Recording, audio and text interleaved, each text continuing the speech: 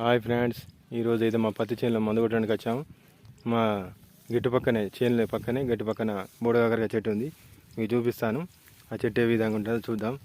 ఏమైనా కాకరకాయలు దొరుకుతాయో లేదో కూడా వెతికి చూద్దాం. ఇదే ఫ్రెండ్స్ బూడకాకరకాయ చెట్టు. దీనికి ఒక చిన్న పిందు ఉంది.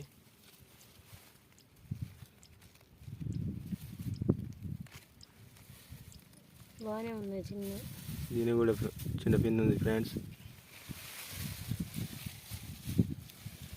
ఇదే చెట్టు బూడకాకర చెట్టు. ఇది హైబ్రిడ్ కాదు, ఇది అడవి కాకరకాయ. ఇది